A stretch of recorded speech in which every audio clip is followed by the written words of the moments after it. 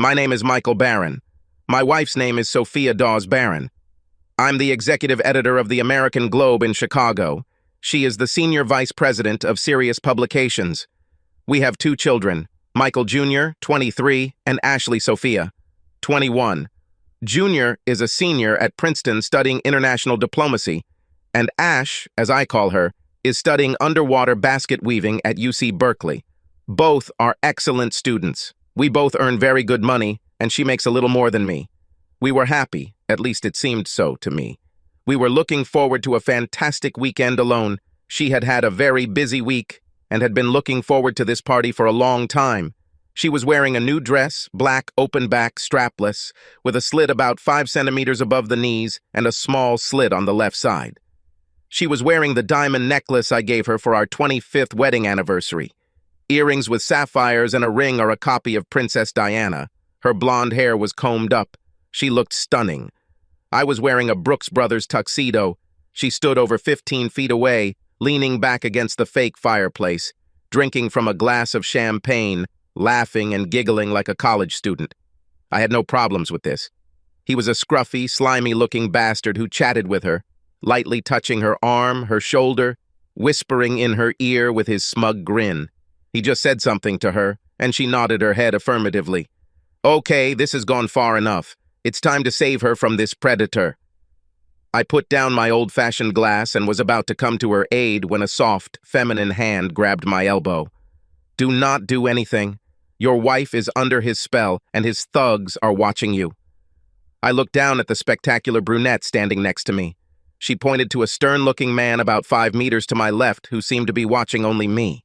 She then pointed to the balcony doors, and there was another man standing there, scanning the crowd. He's going to take her out onto the balcony and try to do something to get his point across to her. He will probably try to grope her and put his hand in her underwear. That's what he does. If your wife does not give in to his advances, he will choose someone else. But he almost never leaves the game. Without trying. I watched as my smiling wife walked with Mr. Shit across the balcony and out the door. The two thugs closed the doors and took up positions. I turned to the woman, who had a sad expression on her face as she took a sip from her whiskey glass. Who are you, and how do you know all this? This is how I was 7 years ago. I was shocked. Lana turned my back to the doors to the balcony and continued to explain. I was here with my husband, supporting the Children's Society, and we were having a good time. We were about to receive a large donation. He started chatting with me. The next thing I knew, he was patting me on the back and inviting me to go out onto the balcony. I was fascinated by his good looks and followed him to the balcony. On the street, he grabbed my breasts and asked if I liked it this way. I was stunned but excited. He twisted my chest just enough to make me gasp, then slid his hand under my dress and under my tights. He penetrated my underwear with 2 fingers and found my erogenous point. I felt instant pleasure. Then he made his proposal. He'll take me home for the weekend. We would make mad, passionate love, and then I would return home. A one-time thing that will never be repeated. I had to go back to my husband and tell him I was going away with him for the weekend. He stood behind me and watched, and then we would leave. That's exactly what I did. My husband was an accountant, and this devastated him. When I returned home from the weekend, he didn't even look at me. I told him there was nothing we couldn't handle, but he never had pleasure from me again. We started to move away from each other. I started walking at night in search of casual acquaintances. He closed in on himself. His job began to suffer, and he was fired. I came home one night and found him hanging from the rafters in the basement. I spent 7 months in a hospital psychiatric unit. My 3 children were from 14 to 10 years old. They refused to talk to me. Someone told them what happened. My parents went to court to get custody. I have no idea what they are doing, even though I have visiting rights. As soon as they are old enough, they file for emancipation and then refuse to see or talk to me. She looked at her watch. It took about 15 minutes to convert me. She was there around 12, and with these words, she said to me, "Don't turn around, don't look at them, ignore them. If she talks to you, refuse to look at her. She's going to say that she has something to tell you. If she does, say what you think you want, and we'll leave. Together. It will piss him off, and it might make her change her mind." This may be the only satisfaction you will get at the moment. We'll go somewhere and relax and talk. You can do it? Hide and watch." He heard her footsteps as she approached him from behind. She placed her hand on his left forearm. "Michael, I have to tell you something." I pulled my hand away and growled at her behind my back. "Get away from me, accessible woman. Do what you're going to do. But if you don't come home tonight, don't come home at all. It's all over between us, and I will destroy you. You have more to lose than me." "Miss Lana." I extended my hand to her and we left. "Michael, I need to talk to you. Now." It became quiet, and people parted to let us pass. We headed towards the entrance. "How did you get here?" I asked her. "Car service?" "Let me," I said. They drove my Lincoln to the entrance and opened the door. She got in, and I tipped the young man on the driver's side, picked him up, and drove off.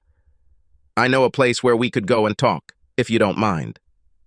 "Great offer, Michael. I need a drink." We went to Corral.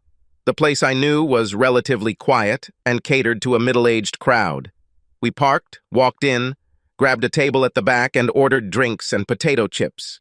She told me her story, what was left of it, and I told her about Sophia and about myself. She was a college professor, and her career took a hit when this story came out. I told her that I was the executive editor of the American Globe in Chicago. I served 6 years in the Air Force in the 17th Special Forces, an operative, and worked as a reporter and newspaperman for almost 20 years.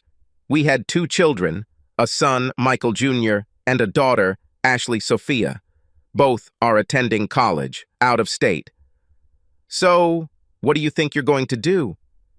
"Do? I don't even know how I feel, let alone what to do. If she's not home when I arrive, it'll be scorched earth time. She'll pay, and he'll pay. Oh God." And I started crying. She took my hand and looked at me as if it was the end of the world for both of us. I studied her face and realized that I could get lucky if I wanted to. But I couldn't. Even if there was a chance, I couldn't. "Look, I'm very sorry, but sex on the side is not for me. I have to go home and deal with this. Please give me your phone number and contact information so I can stay in touch and possibly pass information on to you. I also need the asshole's name so I can begin his destruction." She took my phone and entered her full name, Lana Tooley, and her phone number, as well as her address. "Michael, you are a good person. You were treated unfairly. I was hoping for something more, but I can respect your decision. Go home and try to fix it. Good luck." I paid the bill. We got up and left. I took her home. She left and headed to her townhouse. I drove home and went inside. Sophia was not there. Okay, she made her choice. It was 12:39 at night. I took out my cell phone and called my best friend Steve Dawson. He was also my lawyer. We served in the Air Force together and always joked that he became a lawyer and I got a respectable job. A sleepy voice answered my call. "Hello? Michael? What the fuck, Michael? It's 1:45 now. Everything is fine?" "No, Steve, that's not true. I need you here at $10 this morning in full-fledged lawyer mode and possibly best friend mode. I need a divorce. Now I have his attention." I could hear his wife talking in the background. "It's Michael. We have a problem. You were at that reception, weren't you? Sophia met Darren Watson, didn't she?" "Oh, God, you didn't know. Just be here, Steve, please. For me." "No problem. I'll be there." I started making a list of things to do. I looked up the contract mechanic's name and wrote down his phone number. Then I went online and found a site that paid cash for a car with a clear title. I bought her a BMW as a present for her 24th wedding anniversary. It was in my name. I wrote down their price and then went and packed her 2 tiny bags of underwear, 2 changes of clothes, and 2 pairs of shoes. I carried them into the hallway and placed them by the front door. Then I went to bed. I woke up at 7 a.m. and went to make coffee. I turned on my computer and went into the newsroom. I saw that Joe Spillane, the investigative reporter, was on duty. I called Joe and told him I wanted everything he could find about one Darren Watson. It was for my eyes only. It would be a favor. "No problem, Chief. I'll get to it right now." Still no sign of my future ex-wife. It was almost 10 and I was becoming more and more gloomy. I called the cash salesman and told him I had the car for sale and I was the owner. I told him the make and model and told him I wanted a quick sale. I don't know, 2-year-old BMW. How much do you want? A luxury car like this can be hard to come by quickly. $2,000, I said. He stammered and asked, "How hot does it burn?" "No, but you must be prepared to take cash with you." "What is your address?" he asked. I told him, and he said he would be there in 25 minutes. "Don't sell to anyone else. Wait for me." And he hung up. About 10 minutes later, while I was on the phone with the locksmith, my friend Steve showed up with his legal assistant, Dottie. We went in, and I treated them to coffee and English muffins. About 20 minutes later, Andy showed up. I showed him the car and registration details. He asked me what was wrong with it. I told him everything was fine, but I didn't need another car. He looked at me strangely and wanted to know why I was selling it. I told him I was going to get a divorce, and my ex-wife wouldn't need it anymore. "Wow, I'm glad you're not divorcing me. They brought a flatbed tow truck and I signed and dated everything. Andy paid me and loaded the car. I shook his hand and he wished me luck. Still no whore wife." I entered the house and found my lawyers hard at work in the dining room. The divorce decree was drawn up and the injunction was ready. They were working on an alienation of affection claim. Steve asked what was going on with the car. I told him, I sold it. I do not need him. "You didn't do anything illegal, a little gross, but what the hell? In fact, I'm impressed by the number of deterrents. So let's go online and take care of all your financial matters." For the next 45 minutes, we alternated between the bank, investment companies, insurance companies, cell phones, mortgage companies, and HR with my pensions. By midday, the missing wife was still missing and the locksmith had changed all the locks and added a keyless deadbolt on the front, back, and side doors. I took them to lunch and we met Steve's wife, Deidre DD, at the Saltgrass Steakhouse. She ran up to me and pulled me into a hug that told me I was still a good guy. We sat down at the table, and Dee Dee looked at me, expecting me to take the initiative. Finally, I looked at her and asked, "What?" She said she wasn't sure what the situation was, what my plan of action was, or if I did anything to speed it up. I did nothing but assume that my wife loved me. This fool stunned me, and I still can't get over it all. Is there any way back? Hell no! She's still not home, and perhaps the only way to avoid this is if she ends up dead. Dee Dee looked at me sadly, nodded, and said she understood. She couldn't understand what made Sophia do this. We talked for a bit, and then left and went home. I arrived around 6 p.m. and was still alone, without a wife. I fell asleep in my deep chair. I woke up at 7:00 a.m. and dragged my tired and aching body to the shower. I cleaned up the mess and did something I hadn't done in years. I went to church. The church was useful to some extent. I sat in the back and bowed my head, praying for guidance and intercession. Nothing. God was hanging me out to dry. The mass ended and I lingered for a while, praying for something. I think I'm on my own. Let it be so. I drove home and had coffee at a fast food cafe. I returned home and parked the Lincoln in the garage next to my full-size 1980 Bronco. Pretty soon the weather will make this a daily activity. I locked the garage door and slid the deadbolt. Then I went in and turned on the broadcast. Football Bears. Lions. The first game of the season. Of course, the Bears got their butts kicked. Now this was my life. At 5:30, I received a message from the cheater. "Already on the way. I'll be home in 20 minutes. The injunction came into force 30 minutes ago. Everything fell into place. 20 minutes later, I heard a foreign engine whine in my driveway. I looked out the window and saw some European piece of shit sitting there, and Sophia turned around on the passenger side. She leaned over and kissed someone. I could only assume it was Darren Watson. She stood up, closed the door, and waved after him as he drove away. Then she turned and hobbled down the path in her 4-inch heels to the stairs and up to the front door.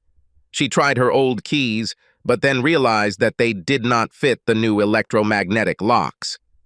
"What the hell is this?" she thought. She then noticed 2 small duffel bags to the side of the doorway.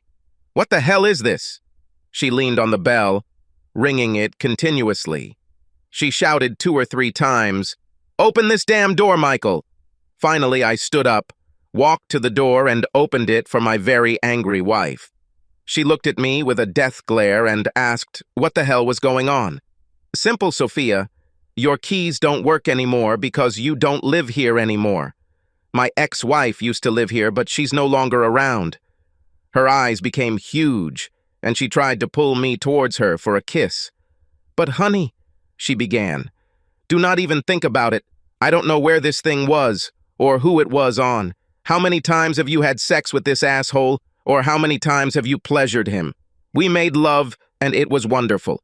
Oh, spare me. You were gone for 2 days and 2 nights. You didn't even call. I bet you haven't thought about your loving husband even once. You didn't take off your wedding rings when you caressed him." She recoiled in horror and began to stutter. "At least you kept your anniversary necklace and earrings?" "Well, they were gifts, so they are yours." And I grabbed her left hand and took the rings off of her. "But it's mine. And your wedding ring belonged to my grandmother. You remember when I proposed to you, don't you? You won't need them anymore." She started crying and was shaking. "Why are you doing it?" she blurted out. "It was just sex. I had the right to this. My body doesn't belong to you." Some of her old boastfulness was returning to her. "You need to get rid of your ego, Michael. We must continue to live our lives." "You're right, and I tried to do it. Here, this is for you." I handed her the envelope and she just looked at it. "What is this?" she asked. "Money. I sold my car, a BMW. I didn't need it anymore." You would have thought she had been bitten by a snake. "What did you do to my car?" "It wasn't your car. I bought it for you. My name was on the title, registration, and insurance. I owned it freely and clearly, so I sold it. I thought it would be a nice gesture to give you the money. That's all. It's just," she sorted through the bills. "What's here? $2,000? That car cost much more. What does all of this mean? That's all it was worth. Much like our marriage after a Friday night.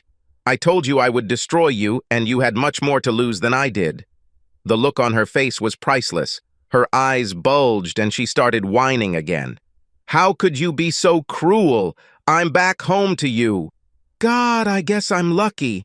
I freeze when I notice that there is no ring on her right hand. "Where is Princess Di's ring, Sophia? The one you were meant to have. I wanted to make a real facsimile for you, but you said you liked the fake one. You just wanted it. So I bought this for you to make you happy. Where is it?" Her face turned pale. She began to stutter. What is he?" "He wanted something to remember our weekend." She blushed, lowering her eyes. "So, in addition to your body, you gave away a ring that you said you liked." She blushed and nodded her head affirmatively. I looked at my watch. 6:03 p.m. "Get the hell out, Sophia. We're done." "No, I want to get into the bath. I live here." "No more, you won't do this." I slammed the door in her face and pulled the bolts. I turned around and leaned my back against the 7-centimeter thick oak door. Unbidden tears welled up in my eyes and I finally felt the pain. She started ringing the doorbell and banging on the door, screaming and begging me to let her in. I took out my cell phone and dialed 911. 911, what kind of emergency do you have? Police? Fire or rescue? I have a restraining order against my future ex-wife. She's standing on my porch steps screaming like crazy. Please send someone. Faster! She continued to rant as I told them my name and address. A few minutes later, I heard the howl of sirens and, looking out the window, I saw 2 patrol cars with flashing lights drive up. 3 male police officers and 1 female officer exited the vehicle. They approached the very angry wife and asked her to move away from the door. They asked for her ID and wrote down her name and address. Then, while the female police officer was talking to her and 1 male police officer stood nearby, the other 2 came to my door. Just as they were about to knock, I opened the door and presented them with a restraining order. They read this and called the station. I then handed them Sophia's copy and told them that she would be served tomorrow. But I would appreciate it if they didn't say anything about it. 1 policeman approached my wife, handed her an order and spoke to her. She read the document and turned pale, and then became furious. They held her back and she screamed, "Where should I go?" "I went to hell, Sophia. I don't care." The officers told her she would have to leave and escorted her and her luggage to the curb. She took out her cell phone and called a taxi. The police apologized and waited while she told the driver to take her to the Peninsula Hotel. She got into the car and drove away. Sophia came to work at the Sirius Publications publishing house. She took the elevator to the 10th floor and headed to her office. Her executive assistant was waiting for her as she was 30 minutes late for work. Jessica followed her into her office. "This is true?" Jess asked. Sophia became wary and looked at her friend and assistant. "What the hell are you talking about? It's all over the office. You and Michael, you were at that party on Friday night." Sophia sat down at her desk. "Yes, you know we did it. What did you do the rest of the weekend?" "I don't understand what you mean," Sophia said. "You did it, didn't you? You went home with this creature, this sexual predator, and left Michael standing there. Oh God, you poor stupid woman." She sank into the chair to the left of Sophia's desk, covered her face with her hands, and burst into tears. Sophia was stunned and stared at her friend. "How did you know? I didn't tell anyone or say anything. How did you know? Who else knows? Everyone knows, you stupid bitch. The whole company knows. And now it's only..." She looked at her watch. "It's only 10:45. Sophia turned pale and leaned back in her chair. Suddenly, her office door swung open and her boss, Gwendolyn Harrelson, burst into the office. She looked from one woman to another and turned pale. "Oh, for the sake of all that is saints, it's true!" she exclaimed.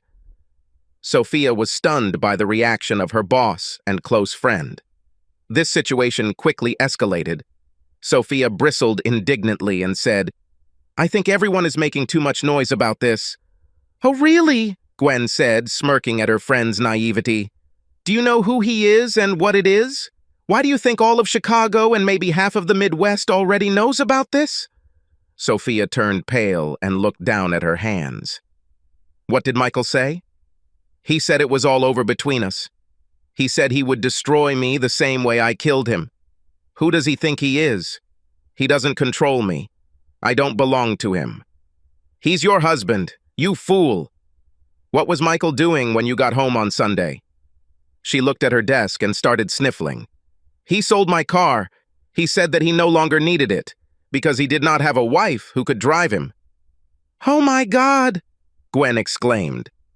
At that moment, the door slammed open and in walked Stephanie Jameson, Vice President of Mortgages and Acquisitions for Chemical Bank, and another close friend of Sophia. Angela, Sophia's secretary, followed her. "Sorry, Mrs. Barron, she just barged in." "It's okay, Angela. Come in, Steph," she said with some sarcasm. "What the hell have you done?" Just at that moment, Gwen's cell phone rang. "Hello? Yes, Hank, I'm in her office now. No, we haven't heard anything about him yet. I'm just finding out the dirty details now. Yes, dear. I'll call as soon as I find out anything. Goodbye, dear. It was my husband. He wants to know if you've heard from Michael today." "No, I haven't talked to him since last night," Sophia said. With that, she picked up her cell phone and pressed speed dial *2. Her cell phone beeped twice and then said her service had been disconnected. She stared at the Nokia device as if it were a scorpion. "He turned off my phone," she whispered. Gwen said, "Oh, that's not good?" "Not good at all." Just then, Angela came in and said that a young lady wanted to see her. She said it was a matter of life and death. "Something about your marriage." Sophia's office became cold and quiet. "Let her in, Angela." A tall young lady with blonde hair, wearing a dark blue pencil skirt, ivory blouse, 7-centimeter heels, and a dark blue blazer, walked in with a small briefcase under her arm. She walked over to Sophia's table and looked around at the assembled women. Finally, she stopped at Sophia, looked her straight in the eyes, and asked, "Are you Mrs. J. Sophia Barron, at least for now?"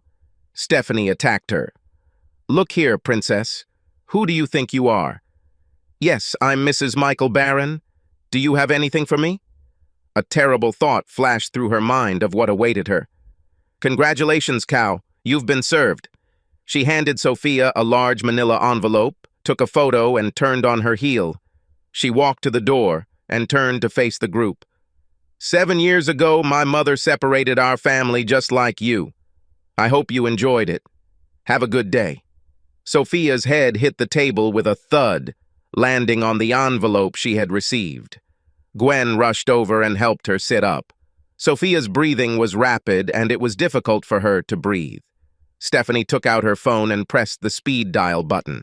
It was connected to Michael's office. "Chicago American Globe, Mr. Barron's office. Is there anything I can help you with?"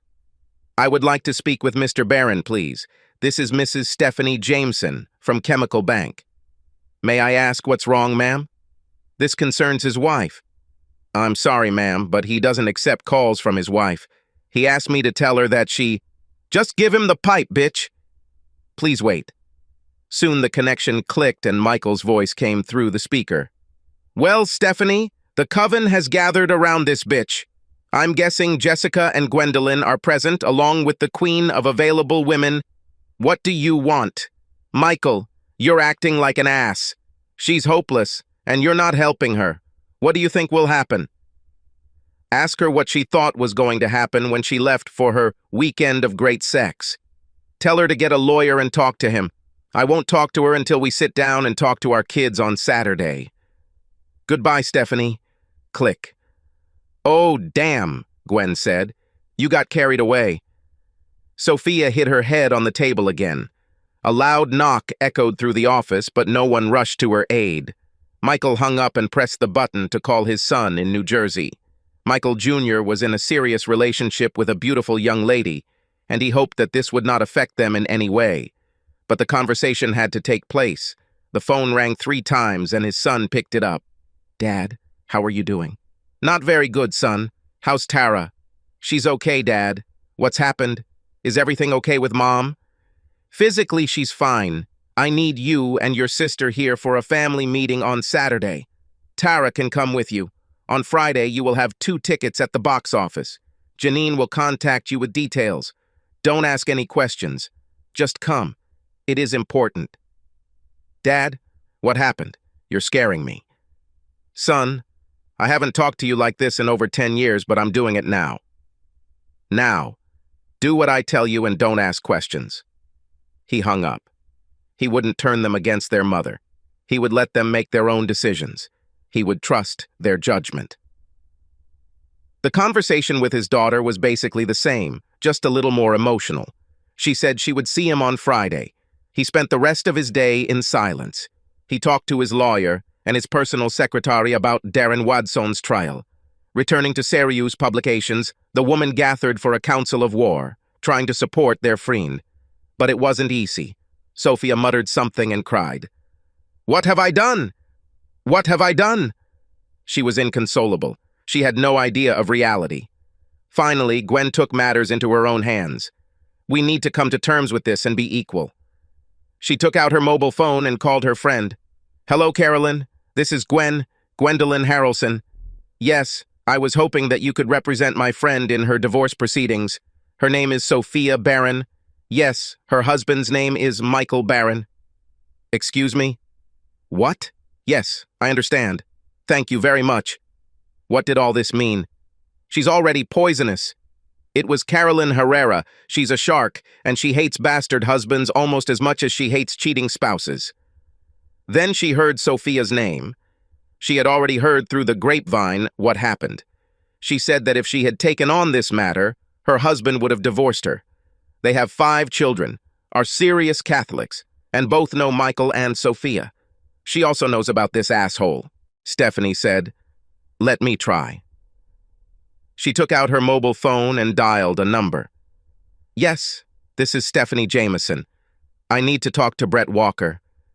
"Yes, regarding the divorce proceedings." "Hello, Brett? I need to talk to you about divorce proceedings." "Oh, it's not your client." Well, thank you. You really are the bearer of bad news, honey." "Damn, I don't know who else to talk to about this." He heard what happened and said, You deserve what's going to happen to you. He also said that he wouldn't go against Steve Dawson even if his mother's life depended on it. Sophia's head fell back onto the table, but this time it hit her hands. So, I got down to business. I had several friends who could do some mischief for me. It was nothing serious and I didn't want them to get caught. Sugar in the gas tank, color his entire beautiful car with balloons. Once that was all fixed, they proceeded to clean the hood, sides, roof, and rear quarters using an air sander and roto zip tool. They then proceeded to flatten all 4 tires and cut the sidewalls. Expensive cars were smashed to smithereens. This retaliation will continue for the foreseeable future. The price didn't matter. She had trouble finding a lawyer, but eventually found a feminist Nazi who agreed to take her case. So it all came down to a family meeting. It was a cold Friday morning in Chicago, almost as cold as my house.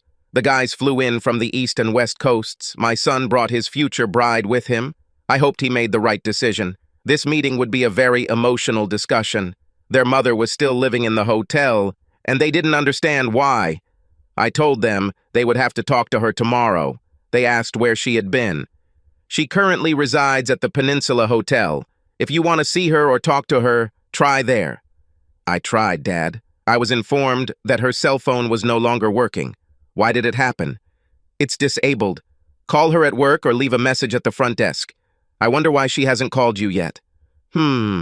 Interesting. My daughter looked at my son and his fiancée and asked, "What the hell is going on?" Your mother has a problem. I have no right to discuss this. Talk to her, please. You'll understand why if she talks to you. They tried to contact her, but to no avail. Through her secretary, she said that she would talk to them on Saturday morning at 10 due. I took the kids out to dinner, and we had a pleasant, if a little tense, time. Saturday morning dawned clear and cold, as expected in Chicago at this time of year. It struck 10 or less. The children drank coffee and waited for their mother to appear. She appeared with the Honorable Kathleen O'Hara in tow. Really, Sophia? Have you brought your lawyer? From which child? My client did not want her character to be denigrated in front of her children.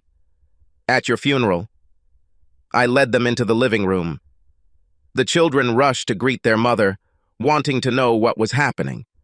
My client has no comment, Ms. O'Hara said. What? Who the hell is this, Mom? I am Miss Sophia Doe's lawyer. Your father is suing her for divorce. Ball game. I just sat there grinning and didn't say anything. Steve told me if this happened, not to say anything but the truth or nothing at all. Looking back, this was good advice. My son started first. What the hell is she talking about, Mom? Please contact me with any questions. What is she talking about, Mom? Ashley asked. Contact me, miss. I am your parents' representative. Mom, is this true? Miss Barron, I will no longer instruct you. That's when Tara spoke. Shut up, bitch. Suffice it to say that Miss O'Hara was a little shocked. And who are you? I'm Miss Tara Longoria. I am the fiancé of Mr. Michael Barron, Jr. That makes me family, and that's more than I can say about you. Well, this was getting interesting. Michael Jr.'s mother did not know about this. Actually, I didn't notice it before, but now I noticed the diamond on her left hand. I grinned and stood up from my seat and walked over to my new soon-to-be daughter-in-law. I gave her a bear hug and kissed her on the cheek. I turned to my grinning son, hugged him, and shook his hand. Congratulations, son. He grinned again and said, Careful, old man. You know what they say for her. All this time, his mother fell into catatonia. Oh, my baby, Sophia exclaimed. Sorry, Mom. You'll have to talk through your mouthpiece. She choked. Miss O'Hara said, I think we're done here, and stood up to leave. That's it. I've had enough. Sit down, bitch. This is a family meeting. She knew this and brought a lawyer anyway. You can either remain silent or leave. Her children and I want to talk to Sophia. What do you choose? It became quiet. Miss O'Hara sat down with a distressed expression on her face. So, Sophia, apart from what was said here today, I didn't tell our children anything. Bye. I'm giving you the first chance. Don't screw this one up either. I shot a warning glance at the lawyer as she opened her mouth. She immediately closed it. Sophia blushed and, stuttering, finally said, "Your father wants a divorce." Michael Jr. gave me the look that usually kills. "Why, Mom?" She lowered her eyes and said, "I don't know," in a quiet voice. Michael, Ashley, and Tara pierced me with their gazes. I was in deep shit, but I had an advantage. "The truth, Sophia. Is this how you want to deal with it?" She began to sob. "My turn?" She sobbed a little more. "Fine. Your mother and I went to a party last Friday night. She talked to a man who invited her to go home with him for the whole weekend, and he gave her meaningless sex, pleasures that she would never believe in. He touched her inappropriately and pleasured her on the ballroom balcony, while the woman who succumbed to his advances 5 years ago told me exactly what he was going to do and say to her. Then they would come back, and your mother would tell me that she was going home with him and spending the weekend servicing him and getting sex from him. To my eternal shame, I did nothing to keep her. She is a mature woman and can make her own decisions. I could cause a scene and probably have 2 of his bodyguards beat the crap out of me. But I didn't do anything, and I'm ashamed, I'm depressed. However, your mother did exactly as predicted, and she was adamant about this. This weekend was exactly what she wanted, so she took it. I haven't heard anything from her all weekend, not a sound from her. Until Sunday afternoon, approximately 4:45 p.m., she texted me that she was heading home and would be there in about 25 minutes. She arrived at about 5:25 and was dropped off by this bastard. My temperament was beginning to surface. She came up as if nothing had happened. Her keys didn't fit because I changed the locks. I didn't want to risk her bringing that asshole into my house. "You sold my car?" "I told you, bitch. It was my car. I bought it. My name was on the bill of sale, registration, and insurance. I bought it so you could have a car, and I didn't give it away the way you did with your body. I gave you the money." She quickly unstuck. Her mascara ran, as did her eyeliner. She widened her eyes. "But you want to know what the catch was? To the party she wore her diamond necklace, my 24th anniversary gift to her, and Christmas sapphire earrings. When she returned home on Sunday, she still had them on her, in addition to her wedding ring and engagement ring. I took the ring from her, because we were no longer married, and the engagement ring belonged to my grandmother. But do you know what she no longer had? What did she give away so unceremoniously? What was her favorite piece of jewelry? An item that she had to have because she was so fascinated by it, even though it was just a cheap facsimile. I once told her that I would make her a much better quality replica, the ring that she loved and wore almost constantly. My daughter and son looked at each other, and when they said, "Lady Di's ring," did she lose it? She fell to the floor, sobbing. "Yes, Lady Di's ring. She didn't have it. And do you know why?" "Please don't, Michael. Please." He wanted to get something as a memory. She gave it the same just as she gave her body. My children flinched at the same time, and Tara gasped. She turned and hugged Michael. Sophia was hopeless. "Stop it! Please stop! I will sign everything. Just stop!" So I spent the weekend and the rest of the week getting everything in order. And cried. Oh, how I cried. That's why I have nothing left now. That's when the roundhouse kick hit me. Ashley said, "Dad, of course you can forgive her for one minor offense." "Yes, Dad. It was just a one-time thing. Mom deserves better from you. Get over it and get it over with." Ashley threw the first punch. I could never hit a swing ball. Michael's response was strike number 2. I'm behind in the count. I was shocked. I didn't expect this. Was I the only one who suffered so much? Is this all my fault? Are my children suddenly brain dead? Have you heard anything of what we discussed here? Do you know what she did? Let's find out. Tell me, Sophia, did you have an inappropriate conversation with a man who was not your husband last Friday night? I was talking to a handsome man. Ball first. Answer the question. Yes. I suppose I could do it. Ball second, I looked better. She couldn't find the plate. And you allowed him to touch you intimately, the same way you might allow your husband? It didn't mean anything. This gentleman was so sophisticated, high and tight. Third ball. It's clear. So then, he told you to tell your husband that you were going to go home with him and have sex with him.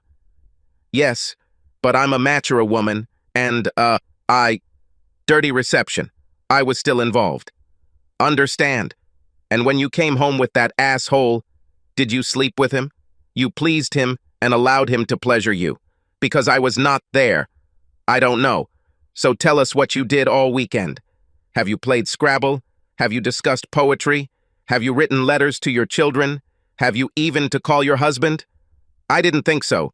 You're a fucking cheater. She threw one ball at my head, but I dodged it. I really wanted this, and I took what I wanted, she said. Understand that I will get you to testify under oath about what happened that weekend. Then the world will know, if they haven't already. And the young lady who served you on Monday? She's actually a lawyer. She works at Steve's company. She volunteered to do this because her mother did the same stupid thing and destroyed their family. This is what prompted her to become a lawyer. Sophia knew she was in trouble. She couldn't stand it again. All bravado disappeared. She stood and looked at her future ex-husband and her now 3 children. I'll sign everything and send it to Peter this afternoon. O'Hara began. I don't think it's in your best interest. You're fired, Kathleen. Send your bill to my office and I will arrange for a check to be delivered to you, right in the middle. I drove deep into the central areas of Comiskey Park. Sophia walked towards the door and turned to me. Goodbye, Michael. Kids, I'll call you tomorrow and we can meet. She left and the door closed behind her. Miss O'Hara remained standing in the living room. Well, she told me, I hope you're happy. She's desperate. Bitch, get out of my house! I roared. The lawyer snorted, turned, and left. That's when it all started. Dad, how could you be so cruel? Treat your mom the way you did. This is from my daughter. What the hell is wrong with you, Dad? Are you seriously going to divorce your mom because of this? I'm so glad I sent them both to college, I thought to myself. Do you think I should tolerate this? Is this what you two want from your marriages? I turned and stared at Tara. If that's the case, then quickly run away now, Tara. She gasped and stared at me. I would never do anything like that, Dad. This is wrong on all fronts. Of course, Dad. You can't go through with this. Michael, it's a done deal.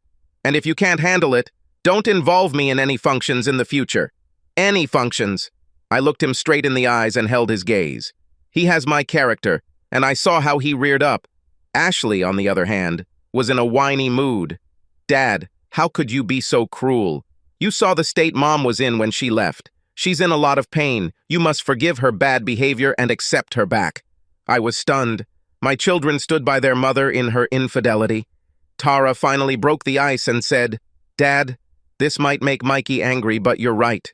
She didn't even take responsibility or apologize. Not that it would matter, but showing remorse would at least be the right thing to do. From then on, things got tense. About 2 hours later, they called their mother and agreed to meet her. I gave Michael a duplicate key and told him to drive carefully. He looked at me and asked if I wanted to go with them. You've got to be kidding me! I roared. Michael looked at me intently and then said he couldn't understand me. I stepped up my campaign against the assholes, and my minions seemed to be doing a good job and enjoying themselves. One of the things they did was change his license plate and then anonymously report the car to police as stolen.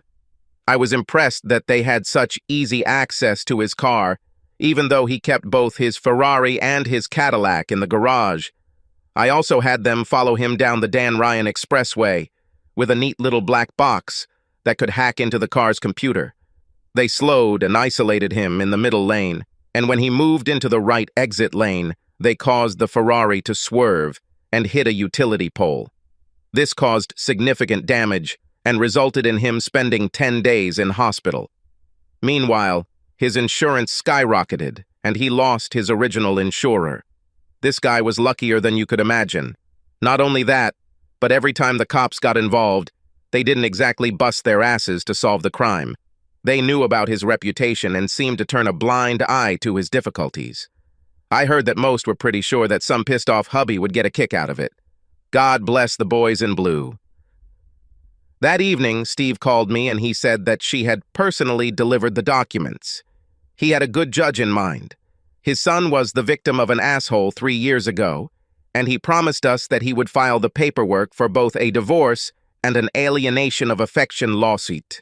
Steve didn't know if we'd get any support for the adultery case, but it was on the table. The kids were cooler towards me, even more so than during the initial confrontation, and only Tara said anything to me about agreeing with me.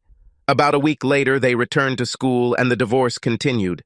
After the final decision, I was a free man, and it was approaching the Cancer Society ball. I knew it would be there, and I really wanted to burn it. One of my henchmen happened to run into me at a cafe we frequented and gave me an idea that was so good that I knew I had to be there to see it. I called Lana and asked if she was going to go. She said she received an invitation but didn't think about going. I told her she should participate and would like to come with me. She thought about it and said that if I was going to have fun, she didn't want to miss it. We came and mixed with the crowd. Then I noticed that Sophia was there with her friends, Gwendolyn and Stephanie. She tried to get this idiot to talk, but he didn't want anything to do with her. He has his sights set on a hot petite blonde in a tight aqua dress. 2 thugs cornered her husband as he tried to attack her. He took her to a separate room and closed the door. I approached my husband and told him that I could help him if he trusted me, and did what I told him. He looked panicked, and Lana started talking to him, explaining what was about to happen. I told him that if he agreed with everything, then he and his wife would still return home together, just a little worse for wear. Otherwise, if he threw a tantrum, he would probably get his ass kicked. He looked at the 2 thugs and seemed to deflate. I told him that if he listened to me, we would put him in touch with people who would help him. He would also be able to boss his wife around and embarrass her to the point where she would apologize to him and be very embarrassed. He reluctantly agreed. At these words, the conspirators left the side room, led by their wife. She walked up to him, made her little speech, and they turned and left. We let them go about 5 meters away, and then the 3 of us followed them. They stopped to get their coats while the thugs went and picked up the Cadillac. We got out just as they were opening the back doors, and they slipped in, and he grabbed her ass and kissed her. They closed the back door, and then goon number 2 got into the front passenger seat. My husband almost lost his temper. I warned him, "Wait with this." So, according to the plan that my friend came up with, 2 of his partners worked at an auto parts store and gave the asshole's office a coupon for 50% off interior cleaning with a free hand car wash. While they were doing this, they placed 3 skunk-scented smoke bombs, complete with electronic detonators, under the seats. The car's brake lights flashed and it began to slowly drive away. He had driven about 3 meters along the ring road when the car braked suddenly, hitting the taxi with the front right side of the car. The doors burst open and 4 people spilled out, choking and coughing. They vomited in the driveway and smoke poured out of the car. The blonde's top was falling out of her dress and her underwear was lying on the sidewalk outside the door.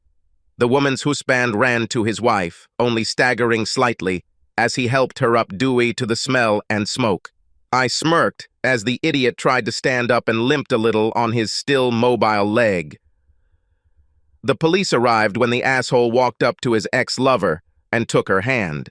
The husband hit him in the stomach, and when he staggered, he kicked him below the waist. Record for counting. He pulled his wife in, despite the skunk smell she gave off, and began chewing on her on the way to their car. I smiled and turned to Lana.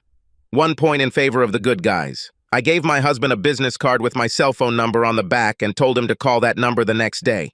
I took out my cell phone and dialed the number on the speed dial. "Yes," answered the voice. "Outstanding," I said. "It's you, sir." He didn't answer. The connection was interrupted. I gave my husband a business card with my cell phone number on the back and asked him to call me to talk. Lana and I went home to her townhouse, and I felt her charm for the first time. She attacked me in the hallway of her house as soon as the front door closed, and by the time we were in her bedroom, she and I were naked and having several different types of sex. So, After the divorce, I wasn't exactly a monk, and I had a few more dates, mostly with Jung, willing ladies who wanted to advance their careers. It appears that wealthy older men were quite desirable. The sex wasn't about us. It was all about her. She was on a mission to rid her soul of guilt. She was an animal to me, and I was just a means to an end. When she used me, she began to sob, crying her eyes out and screaming, "Forgive me, Lawrence! I'm so terribly sorry! Please forgive me, my love!" Lawrence was the name of her late husband. She collapsed on me and continued to cry. Slowly, she returned to her normal behavior and blushed. "I'm so sorry. I've never behaved like this before. I feel so ashamed.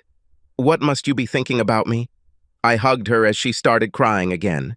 "Everything is fine. You're just emotionally upset and haven't dealt with the pain yet. I know almost exactly how you feel." She curled up into a ball and continued to whimper. "I've never reacted like that before. After my fiasco, I was with several men, and it was just physical release. I felt some kind of connection with you. I'm connected to you somehow. I am so sorry." We talked a little. The sex was good, although a little emotional. I didn't know how I felt about this woman. We slept for a while, and then I got up, took a shower, got dressed, pulled the blanket over her sleeping figure, and kissed her. She stirred and looked at me. "Are you going to be okay?" I asked. She smiled and said, "Now I will feel better. Please call me. I will do so. I promise."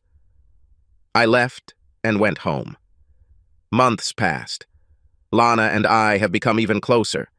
Things moved a little slower in my family. Michael and Tara got married. My son told me that they invited his mother, and she said she would be there. "Deal with it, Dad." I told him I would do so. I didn't attend the wedding. Tara's parents were not aware of the situation. They were unhappy with me.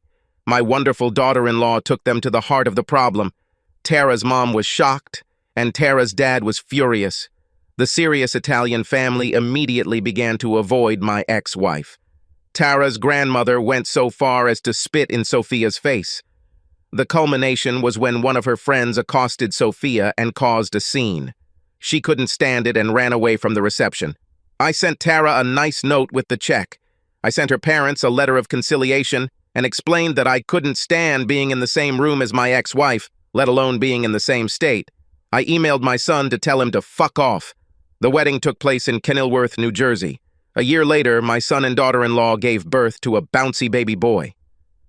At Tara's insistence, he was named Michael Giovanni Barron in honor of his father and two grandfathers. She invited me to the christening.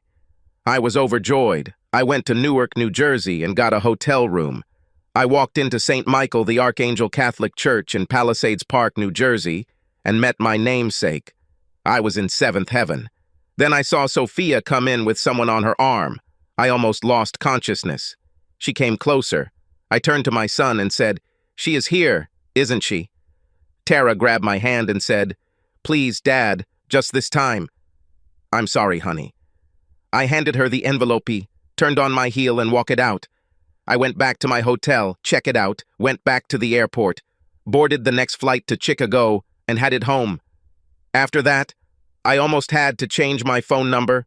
Was I underage? And what? It is what it is. Time passed, and Michael got a job in Chicago at the Department of Justice. I called and congratulated him and Tara and asked about my grandson. They said he was fine and wanted to see his grandfather. I smirked, and then I heard her voice in the background. "Who's there, dear?" I heard. I hung up and turned off my phone. After that, I became sullen. I hardly spoke to anyone except Lena, who became my good friend and bed partner. It appears that my campaign of terror against Darren Watson is still bearing fruit. Mr. Watson tried to find out who was targeting him, but to no avail. Even my son and daughter-in-law have heard about it. These were still just minor incidents, but they became legends. As time went by, about 3 months later, Tara called me from work. "Dad, little Michael turns 3 next Saturday. We're throwing a party and we'd like you to be there." "I wish I could, honey, but you know how I feel. I'm bad company, and I don't want to ruin everything because Mother is not invited.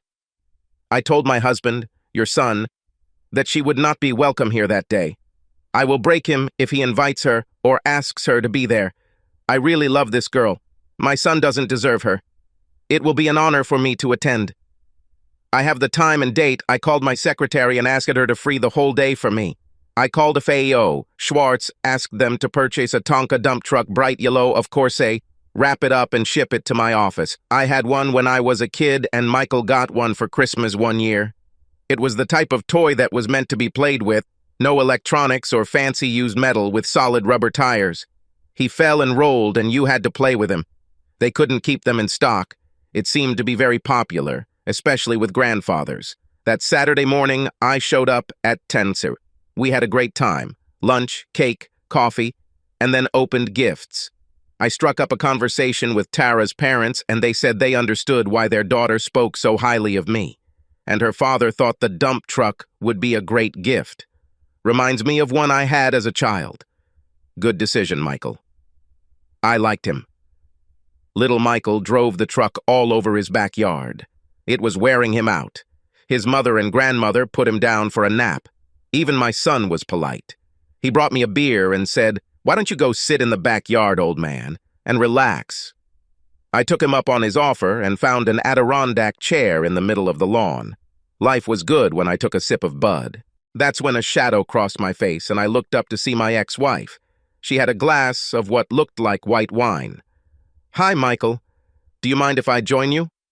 I looked at her intently and said nothing. She placed her huge bag over her shoulder on the ground. She sat down and crossed her ankles, a position she often took to turn me on. Not this time. I looked at her intently, and she shuddered. "You're not going to make things easy, are you?" "Well, Michael told me that you would be here, and that his wife said that under no circumstances should I be invited here today. It wouldn't be good for him, but he thought it would be worth settling things between us. Michael, I think we deserve a second chance. I want to wake up with you in my arms and grow old with you. I know we are meant for each other, and I have been very lonely the last few years. What do you think? Can we give this another chance?" I was studying with my ex-wife. Over the past few years, she has aged significantly and gained about 10 kilograms. She began to develop a nervous tic, and she constantly shuddered. She still hasn't apologized once and just blithely introduced her deluxe room. I studied her and wondered where the woman I loved and married had gone. I sighed, finished my beer, and stood up. "Well," she said, "what do you think about it?" "Not just no, but damn, no, Sophia. See you in hell. Because that's where I've been for the last 3.5 years, cheater." A little harsh? Maybe. But suddenly I felt good about myself. I turned and walked away. I walked across the lawn to the patio, up onto the porch, and through the sliding glass doors into the kitchen. I ran into my son, who encouraged me with a sinister grin. "Well, how did it go, Dad? Not so bad, right?" The sound of a pistol shot was deafening, and the silence was broken by the screams of guests pouring into the backyard. I grabbed my son's hand and looked at him intently. "I think your mother got hurt. You better go check on her." He turned pale and rushed into the backyard. I grabbed a bottle of water, walked into the living room, and sat on the couch alone. The police showed up and took statements. It's incredible what damage 40 KLA does. A gun can do something to a person's head. I answered their questions. Did I know my wife was suicidal? Did she give any indication that she was going to commit suicide? I told them I hadn't spoken to my ex-wife in over 3 years. I spoke to my sister-in-law, and through her tears I told her that I understood that she had nothing to do with this. I left and went home. I had barely crossed the threshold when the phone rang. It was Lana. She heard on the news what happened. I told her I would handle it.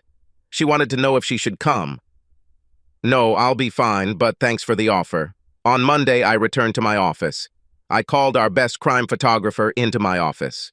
Stu Phillips was Chicago's best and received several local and national awards for his work. "Stu, I need a favor. I don't know if you are aware that my ex-wife committed suicide on Saturday at my grandson's birthday party. Everyone has pretty much heard about it, boss. We're sorry about that, even though you weren't close. Thank you. I appreciate it. How friendly are you with criminologists? Do you think you could get a copy of the photographs of her skull, her head? A 10 by 12 color photograph would be best. He looked at me strangely, and I saw the wheels spinning. This is a personal favor for me. If you can't, I understand. No, I can do it. I have several people I can talk to. They are in my debt. I don't think it will be too difficult. Just weird, I guess. Thank you, Stu. Now I am your debtor. Give me a few days, boss. A plan was forming in my head to put the finishing touches on my campaign of revenge. The wake took place over 3 days at an upscale funeral home on the west side. It was a closed casket, as there wasn't much they could do with her face. She had many friends and acquaintances. Several hundred people were present. I wasn't one of them. There were rumors that my absence was conspicuous. The day of her funeral was overcast, gray, and pouring rain. I was cold and damp. The funeral procession consisted of 4 cars with flowers and 3 limousines, in addition to a hearse. There were about 60 cars in the procession. Again, I was not among them. I was already at the cemetery, standing in the foggy rain in a grove of trees about 30 meters from the grave. I watched as the coffin was unloaded and carried to the other side. A large crowd gathered, and the priest said some nice things. This made me wonder who he was talking about. I was amazed he showed up at all, seeing as she killed herself. My son's head turned. He was probably looking around for me. The service finally ended and people began to leave. Now, only immediate family and close friends remain. The crowd slowly thinned out until only my children remained. Then they headed to the limousines, and the last one was my son, standing in the open back door of the Cadillac and looking around. He finally gave up and got into the car. The car slowly pulled into the main driveway and turned onto the street. He disappeared into the thickening fog. I emerged from the trees just as the cemetery workers were preparing to cover the grave. I walked over to her coffin and thought about urinating on it, but the anger and hatred disappeared. Somehow, I don't know how, it all evaporated. I looked down at the love of my life, sniffed, and said goodbye. I forgive you. Even if you don't think you did anything wrong, I forgive you. I loved you, but not anymore. The next day, I came to work to find a large manila envelope on my desk. I sat and looked at him. I knew what was in it, but I didn't enjoy looking at it. Finally, I opened the envelope and took out the photograph. It wasn't pretty, but it was Sophia. The Children's Society charity evening was a week later, on the 4th anniversary of the start of this damn mess. I called Lana and asked if she wanted to come with me. She readily agreed, and I told her I would pick her up around 8:00 p.m. I called the gossip editor and asked her to come to my office. Then I called our investigative reporter and our photographer. I asked them to rise too and waited for the military council to meet. They got together, and I outlined what I wanted. Next weekend, I want to publish an expose about Darren Watson. Just in time, there were several comments. Only documented, factual, sworn data, supported by sworn testimony and affidavits. No speculation. We must have enough facts to crucify him. I want photographers to be there at the charity event to document everything. Then I want to interview the organizers to determine the gross receipts. Can we do it? I don't think that will be a problem, boss. We'll have everything ready for the launch on Friday at midnight, leaving room for new photos. Thank you all, I said. A week later, I accompanied Lana Tooley to a party. We arrived, dropped off our coats, and chatted with a few friends. There he was, circling like a great white shark, looking for his next victim. Finally, he noticed a pretty brunette with waist-length hair who had just sent her husband to the bar for more. Her champagne glass was only a third full. She was smiling as Watson sidled up to her and smiled. Her husband had just walked up to the bar and was waiting to be served. Watson leaned over and whispered in her ear. She smiled and blushed slightly. He stroked her hand, then her shoulder. Then she shuddered and moved closer to him. I noticed that one thug took a position closer to the balcony doors. and the second began to approach my husband. He turned and suddenly drew inappropriate attention to his wife. He walked towards them, and the idiot intensified his seduction. I turned to Lana and told her, "It's time!" She moved away from me, moved slightly closer to thug number 2, and began to wait. Watson whispered something in her ear and took her hand, heading towards the balcony. She smiled and seemed to be enjoying herself. I made my move and stood between them. "Sorry, you don't know me, but this idiot made the same proposals to my wife almost 4.5 years ago. She succumbed to his advances and went away with him for the weekend. It destroyed our marriage and led to the fact that..." At these words, I reached over and pulled out a photograph of my wife's disfigured face. "This is my wife. She committed suicide last week." I put the photograph in her hand and she turned pale, shuddered, and gasped. Dropping the glass from her hands, it shattered, causing gasps and screams from the surrounding crowd. "This is your chance not to make the same mistake she did." I sneakily signaled to the photographers around me and noticed that thug number 2 started moving towards me. The startled woman looked at the photograph and then turned to the asshole. "You asshole!" And her hand slapped him across the face, her nails running viciously across his cheek. Around this time, his bodyguard almost approached us, and Lana intervened herself. "Oh, excuse me," she said. I turned to leave, offering this asshole my right shoulder. Watson glared at me. "It's you!" he growled and reached for my shoulder. "Let me go!" I growled, and turned not towards him, but to the left, using the inertia to turn around and drive my right fist right into his nose.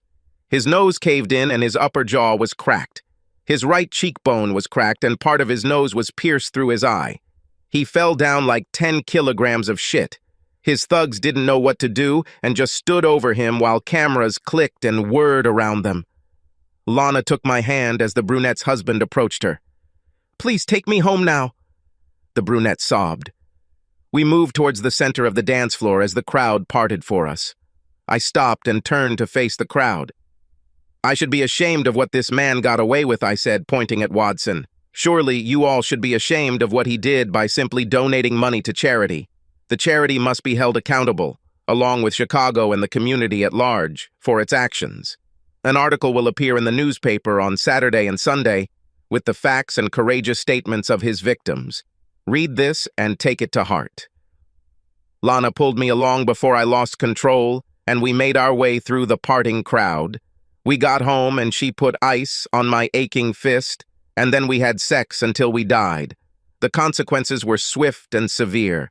Although there is no law prohibiting his actions, public opinion was much more brutal. He became an outcast, and charities shunned him and his money. Contributions to children's donations dropped by 65%. Cancer Foundation and AMA returned his donation. The Diabetes Association returned his check. The American Heart Association removed him from its board, and the Archdiocese of Chicago censured him and returned his contribution. Even the NAACP told him, "Don't call us, and we sure as hell won't call you." It turns out he was a stockbroker, and negative duplicity caught up with him.